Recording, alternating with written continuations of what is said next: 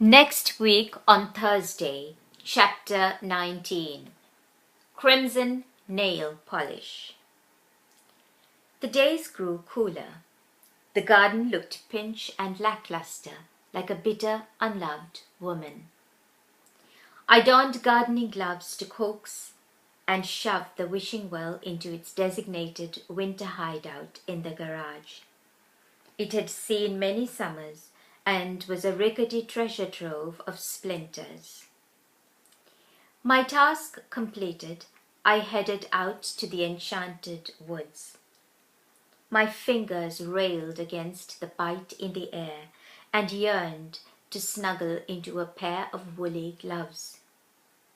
Still early September, and I was freezing. My enchanted spots were forlorn and bedraggled.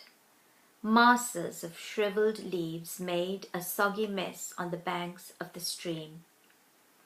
The water, a sluggish, murky brown, foamed churlishly at a bottleneck created by downed branches and debris from last week's storm. I had no desire to linger. I sent out an email when I got home.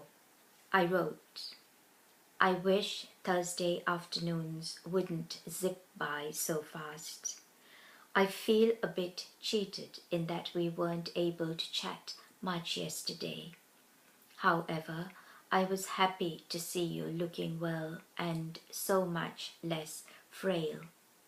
Not ready for the cauldron yet, though. My mother would say, learn to be grateful for the small mercies. So, I will be thankful I got to spend some time with a dear friend. David caught me staring into his eyes this morning as he was rushing to get ready for work.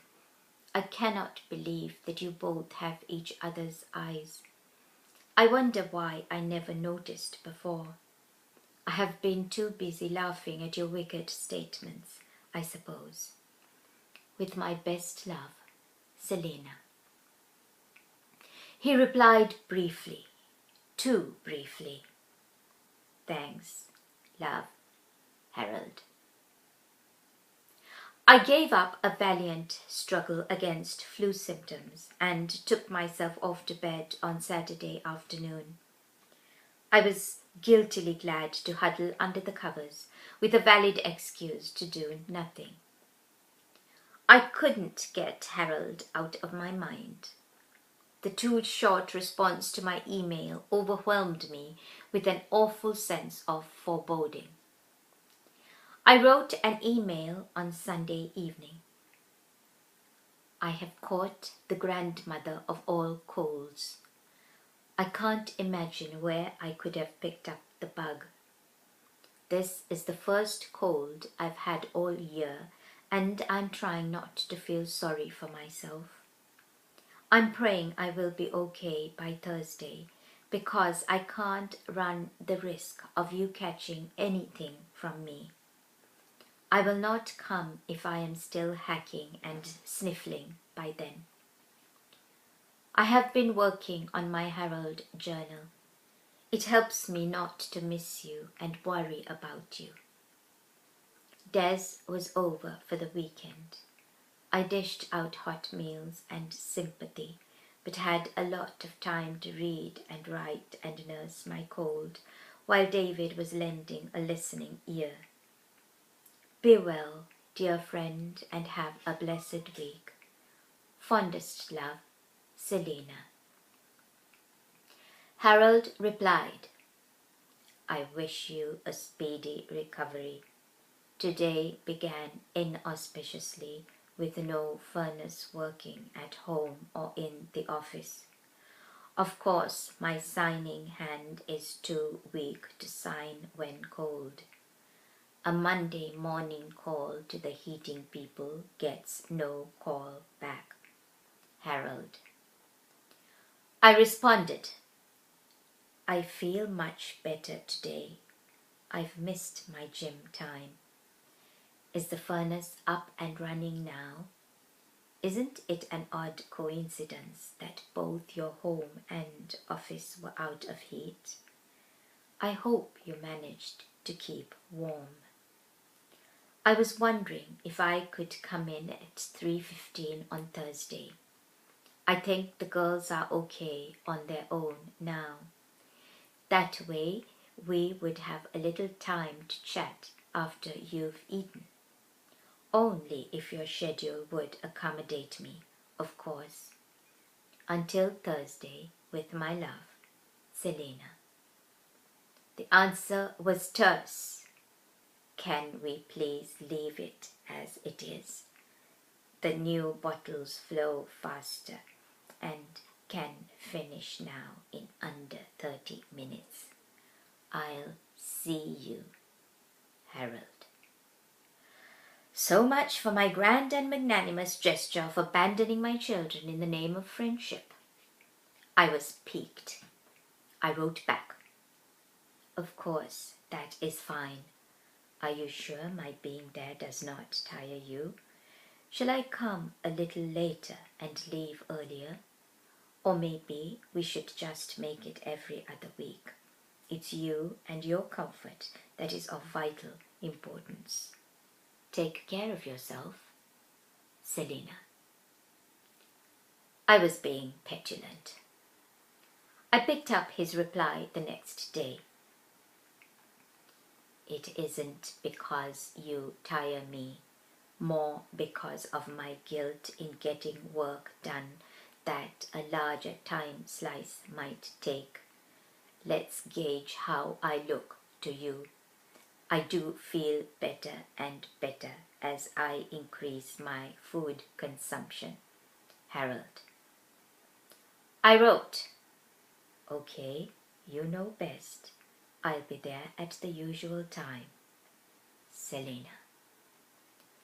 Something had changed. I couldn't put a finger on it. I leafed through a dog-eared magazine until Kathy said I could go in. I asked myself as I walked towards Harold's office why I was tiptoeing, and realized I was beginning to have the visiting Pauline in palliative care feeling. An awful revelation. Harold sat in his swiveling chair facing the door, watching for my entrance. There was colour in his cheeks, and his face had lost some of its cadaverous appearance. He was hooked to a different bottle, and even from this distance, I could see the fluid was flowing rapidly. Wreathed in smiles, he stood up and stretched out his arms. I walked around to the desk, pushed the tube carefully aside, and gave him a cautious hug. Watch out for the apparatus. With his eyes, he told me the drip was done. He had hooked himself up, I gathered, and the faded tea towel he kept handy to handle leaks and spills was relatively clean. No accidents. I helped him disengage the bottle and syringed the required glass of water into the protruding peg tube. I was putting the bottle and length of connecting tubing away when Gloria appeared in the doorway. Thursday is her day off. She wore jeans with a blue turtleneck sweater and a harried expression on her face. Bright crimson nail polish screamed from her fingernails. Elegant woman, well turned out, always. There's a sewage backup in the building, she said, addressing me. I had to come in to meet the guy from the municipality. She was coping well. No wonder he was proud of her. I nodded and smiled. I've lost track of the number of calls I've had to make, Gloria added, sounding exasperated. I glanced at Harold. He rolled his eyes and pulled a face. My lips twitched in response. I had to look away to keep from giggling. You found some funny side to the situation, you wonderful man. Gloria fired a volley of questions at her husband. Her mind was on many things. Jabbing painstakingly at his keyboard, he responded. I wondered how he knew so much about pipes, valves, and general building stuff. There were constant interruptions on Gloria's part, an endless barrage of queries pertaining to the sewage situation. She was too distracted to notice the mirth in Harold's eyes. It wasn't funny, but it was. We laughed together with our eyes, Harold and I, a happy Harold paradox that occurred often when I was in his presence. I felt very much in the way. We didn't have much of a visit that afternoon. To be continued.